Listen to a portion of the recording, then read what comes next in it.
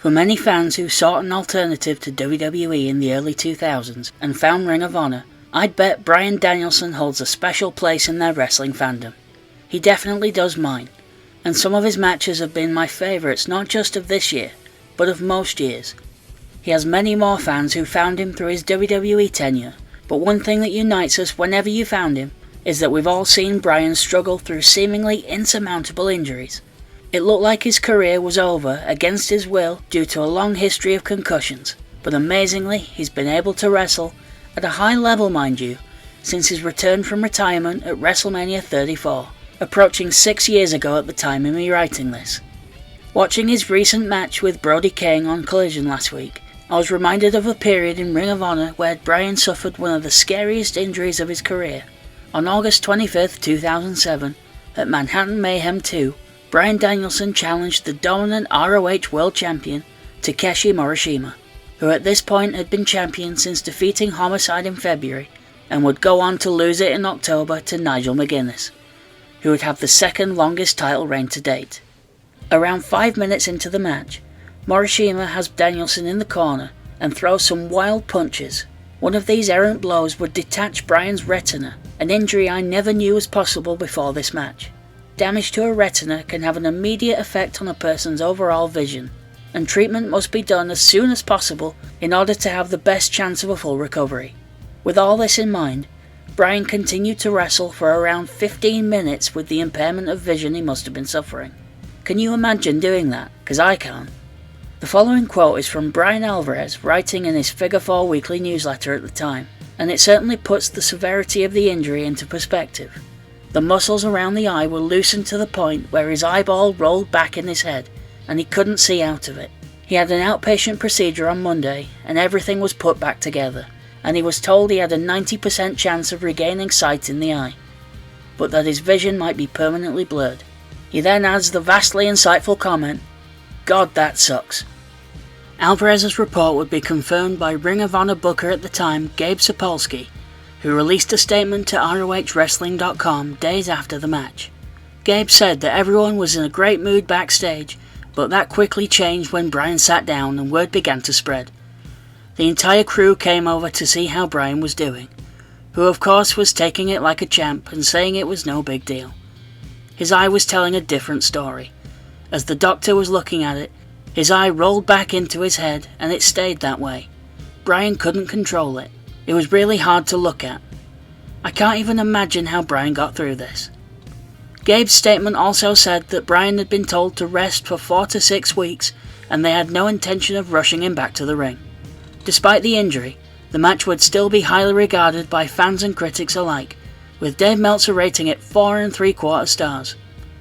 Alvarez would also note in his newsletter that fans in the building claimed it was a match of the year contender.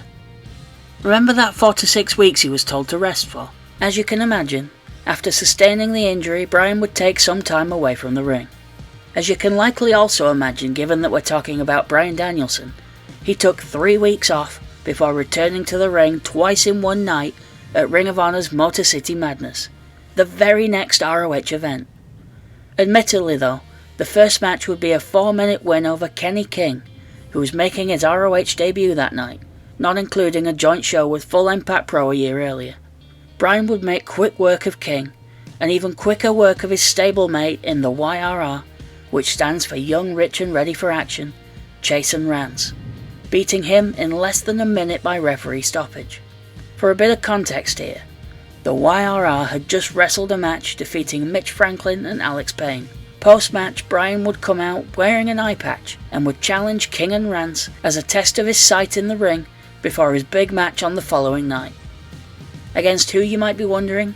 We'll get to that. Bryan would wear the eye patch through all of his matches that weekend, but by the time of his next match against Austin Aries in October, he no longer needed to wear it anymore. Bryan proceeds to squash both King and Rance in what is more of an angle than a pair of matches. You might notice that I'm not showing any of what I'm talking about here. Well, that's because these matches don't appear on Honor Club or anywhere else I have access to. Possibly because of Chasen Rance's involvement, who is, to put it lightly, disreputable. So for full disclosure, everything I just detailed comes from written recaps of the event. On the following night's taping for the Man Up pay-per-view, a show that is famous for the Age of the Fall debut, where Jay Briscoe would be hung by his ankles over the ring, bleeding down over Jimmy Jacobs as he laid out the group's mission statement. Bryan Danielson would be in the semi-main event on that night, in a rematch with the man who just weeks earlier had injured him, Takeshi Morishima. The rematch would go a lot shorter at just 13 minutes, but would be no less brutal, with Morishima going after the injury he caused. From here, the feud stops being about the Ring of Honor World title, as Morishima would lose that to Nigel in October. The story becomes all about Bryan wanting revenge. Being an absolute glutton for punishment, Bryan would wrestle Morishima in 3 more singles matches in Ring of Honor over the next year and a bit. In match 3, which happened in November at Glory by Honor 6 Night 2, Morishima would win when Danielson would get himself disqualified for repeated low blows. On his 4th attempt, Bryan would technically beat Morishima by DQ at the Rising Above pay-per-view, but there's far more to this one. The match, which was held under what they billed as relaxed rules, would only last nearly 6 minutes, and would end when Morishima would suplex a referee out of frustration. After what Danielson did to Morishima with all the low blows in the last match, now both are incensed at each other. Post the DQ finish, Bryan even goes at Morishima's eye with a hammer. On the night after this at Final Battle 2007, Danielson and Morishima would again meet in the ring, only this time in a 4-way match with Chris Hero and Austin Aries thrown in. In this match, Danielson and Aries would team up to eliminate Morishima, but clearly nothing would be resolved. Following the hammer attack, the two clearly needed to be separated for quite some time. The two wouldn't meet in a Ring of Honor ring for a full year, as their final match would take place at Final Battle 2008 in a fight without honor. In this match, Bryan would finally win definitively by knocking out Morishima with elbow shots with a chain wrapped around his arm. Over the near year and a half of this feud, Ring of Honor did an amazing job of turning a real-life unfortunate situation in Bryan's injury into an interesting story that built in intensity with each match. On the same weekend as he returned to the ring following his eye injury, Bryan would film a very emotional promo. Bryan talks about how his mother had to take him to his doctor's appointment, and how distraught she was. He also talks about the trauma his sister went through, yelling at him about the toll his injuries take on his family, not just himself. Anyone who works a job that's very demanding of them will likely relate in some way to this. It's worth remembering that this was Bryan Danielson still on the independent circuit. He hadn't made it yet. At the time, the path of his career was an open road. WrestleMania 30 hadn't happened yet, and the idea that this man would later main event a WrestleMania was a dream at best. With that context, this promo is very thought-provoking.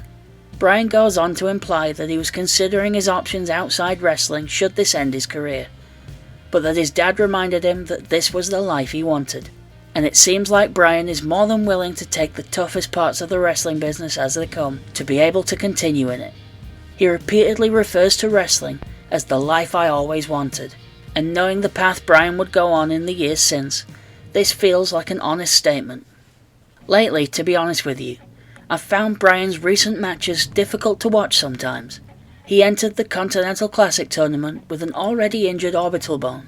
I don't think it's been specified which exactly, but it could be one of the many bones around the eye, and surely any of them would amount to some vision impairment, which is scary to think about in itself. But as I've noted in this video, Bryan Danielson is the type of man who would wrestle in an eye patch to prevent his issues with double vision, then not wrestle at all.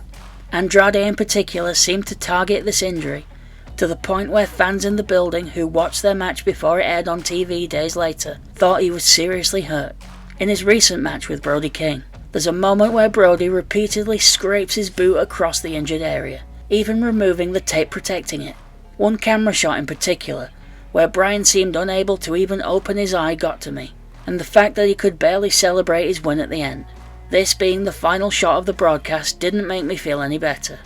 Throughout all of this, in the back of my mind also is Bryan's upcoming Tokyo Dome match with Okada, where you just know he's gonna want to go all out to avenge their Forbidden Door match, in which he also sustained an injury to his arm. I'm not trying to sound like Nigel McGuinness, but I guess I am concerned about how brittle Bryan might be. Obviously, there's a fair chance we're totally being worked and he's not as hurt as they're telling us he is.